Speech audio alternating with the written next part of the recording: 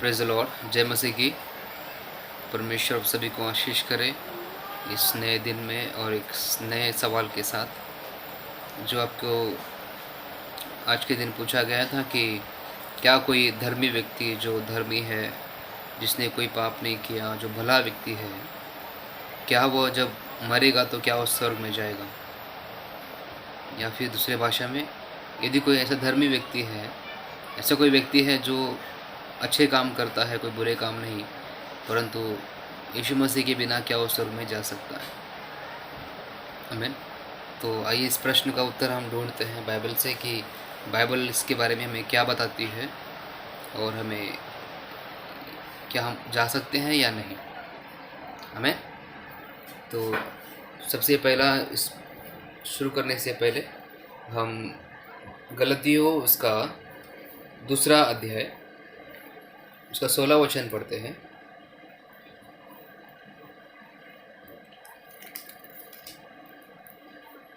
गलतियों उसका दूसरा अध्याय 16 वचन में ऐसा लिखा है, तो भी यह जानकर कि मनुष्य व्यवस्था के कामों से नहीं पर केवल यीशु मसीह पर विश्वास करने के द्वारा धर्मी ठहरता है। यानी यदि कोई व्यक्ति है जो सारी व्यवस्थाओं को पालन करता है, वो सब कुछ ठीक करता है, सब कुछ भला करता है, किसी की बुराई नहीं चाहता, कोई पाप नहीं करता, परंतु फिर भी बाइबल ऐसा कहती है कि यीशु मसीह पर विश्वास करने के द्वारा ही वो व्यक्ति धर्मी ठहर सकता है।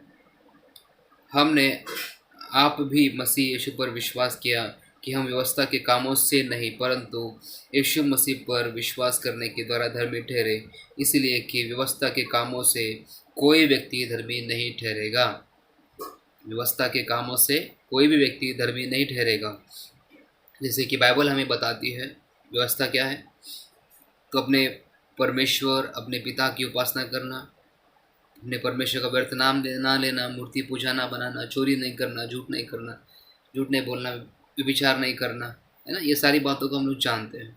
वैसे ही अन्य जातियों में भी उनके सारे ग्रंथ जो है उनको ये सारी बातें सिखाती है, परंतु बाइबल ऐसा कहती है कि ये सारे बात हम लोग फॉलो करने के बाद भी, ये सारे चीज़ों को हम लोग फॉलो करने के बाद भी अगर हम यीशु मसीह पर विश्वास नहीं करते हैं तो हम धर्मी नहीं ठहरेंगे। अभी आप बोलेंगे ऐसे कैसे हो सकता है कि ऐसे कैसे धर्मी नहीं ठहरेगा, क्योंकि वो तो भला व्यक्ति है, उसने कोई पाप नहीं किया, मुझे दिखाई दे रहा है कि वो व्यक्ति अच्छा आदमी है। लेकिन बाइबल हमें ये बात बताती है, रोमियो उसका 5वां अध्याय उसका 12 वचन हम लोग पढ़ेंगे। रोमियो उसका 5वां अध्याय उसका 12 वचन अगर हम लोग पढ़ते हैं तो वहाँ पर हम क्लियर हो जाएंगे कि ऐसा बाइबल हमें क्यों कहती है। मैं पढ़ता हूँ आपके लिए। इसीलिए जैसा एक मनुष्य के द्वारा पाप जगत में आया, आप जानते हैं वो व्यक्ति, आप जानते हैं कि वो एक मनुष्य कौन है, और पाप के द्वारा मृत्यु आई, और इस रीति से मृत्यु सब मनुष्यों में फैल गई क्योंकि सब ने पाप किया। लास्ट का ध्यान दीजिए, क्योंकि इस रीति से मृत्यु सब मनुष्यों में फैल गई क्योंकि सब ने पाप किया। हमें एक व्यक्ति के द्वारा मृत्यु सब लोगों में आई और सब ने पाप किया। मतलब जब आदम ने परमेश्वर के वचनों को टाला, जब परमेश्वर ने कहा इसका फल तो ना खाना, तो मर जाएगा, तो वो जो मृत्यु है, जो आत्मिक मृत्यु तो उस समय उसको मिल गई, लेकिन शारीरिक मृत्यु भी उससे मिलनी थी, जो अभी हम सब जो उसको भुगत रहे हैं। जो उसने पाप किया, उसका पाप का बीज हर एक मनुष्य में है, और उस बीज के द्वारा हम सभी पापी ठहरे हैं, क्योंकि हम सब पाप के द्वारा ही हमारा जन्म हुआ है और हमारे अंदर वो पाप का बीज है। हमें तो इसीलिए बाइबल ये कहती है कि सब ने पाप किया है, क्योंकि एक मनुष्य के द्वारा पाप जगत में आया और सब मनुष्यों में फैल गया और सब ने पाप किया। और उसका रोमियो 6 उसका 23 ऐसा कहता है, क्योंकि पाप की मजदूरी तो मृत्यु है। सब ने पाप किया, आदम ने पाप किया, उसको मृत्यु आई, और आदम के द्वारा जितने लोगों ने जन्म लिया वो सब पाप में जन्म लिए और सब पाप के भागी है। इसलिए पाप की मजदूरी तो मृत्यु है। पाप की मजदूरी तो मृत्यु है। आगे लिखा है, परंतु परमेश्वर का वरदान हमारे प्रभु यीशु मसीह में अनंत जीवन है। हालेलुया। हमारे परमेश्वर का वरदान अर्थात यीशु मसीह में अनंत जीवन है। अगर यस, मैं आशा करता हूँ आप समझ गए कि यीशु मसीह में ही अनंत जीवन है। और आपका स्वभाव, आपका जीवन, आपका काम कितने ही भले क्यों ना हो, परंतु आप धर्मी नहीं ठहरेंगे और आपको अनंत जीवन नहीं मिलेगा यीशु मसीह के बिना। क्योंकि अ, आइए हम एक और वचन पढ़ते हैं, रोमियो उसका 5वां अध्याय उसका 17 वचन। रोमियो 5वां अध्याय उसका 17 वचन में इस प्रकार से लिखा है, क्योंकि जब एक मनुष्य के अपराध के कारण मृत्यु ने उस एक ही के द्वारा राज्य किया। फिर से पढ़ता हूँ, क्योंकि जब एक मनुष्य के अपराध के कारण मृत्यु ने उस एक ही के द्वारा राज्य किया, यानी उस व्यक्ति ने पाप किया तो उस व्यक्ति के द्वारा जो मृत्यु जो है वो सबके ऊपर राज्य किया और राज्य कर रहा है। तो जो लोग अनुग्रह और धर्म रूपी वरदान बहुतायत से पाते हैं, वे एक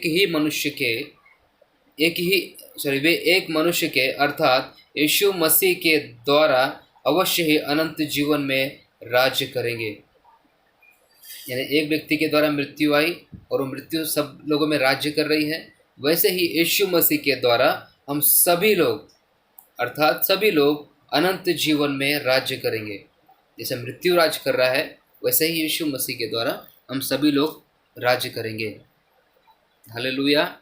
ये ऐसा क्यों हुआ? क्योंकि यीशु मसीह जो है वो खुद परमेश्वर का पुत्र है और वो खुद ही परमेश्वर है।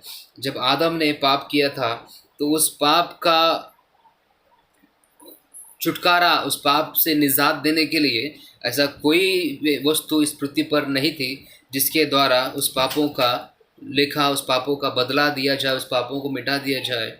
इसीलिए परमेश्वर ने अपने एकलौते पुत्र को इस पृथ्वी पर भेजा ताकि उसके जो पवित्र लहू के द्वारा, उसके लहू बहाने के द्वारा, उसके मृत्यु के द्वारा उस पाप का बदला चुकाया जाए जो गलती, जो पाप आदम ने किया था।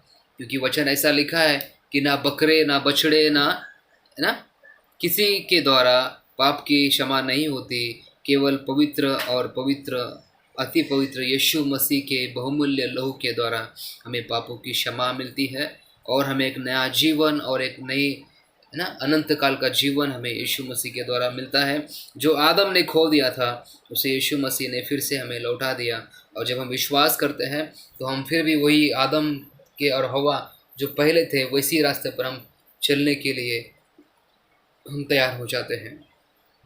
हमें तो आइए हम आगे और कुछ वचनों को देखेंगे जिससे हम और भी इससे प्रूफ हो जाए, हम इससे और भी इससे हम लोग ये हो जाए कि सचमुच ऐसा है, होता है या नहीं।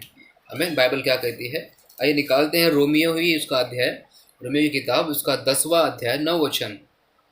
रोमियो उसका 10वां अध्याय 9 वचन। यहाँ पे देखिए प्रभु का वचन क्या कहता है हमें, कि यदि तू अपने मुंह से यीशु को, ध्यान से सुनिएगा, यदि तू यानी आपको करना ही है, अगर तू ऐसा करता है, ओके, यदि तू ऐसा करता है तो यदि तू अपने मुंह से यीशु को प्रभु जानकर अंगीकार करे और अपने मन से विश्वास करे कि परमेश्वर ने उसे मरे हुए में से जिलाया, तो तू निश्चय उद्धार पाएगा। हालेलुया। परमेश्वर ने उसे मरे हुए में से जिलाया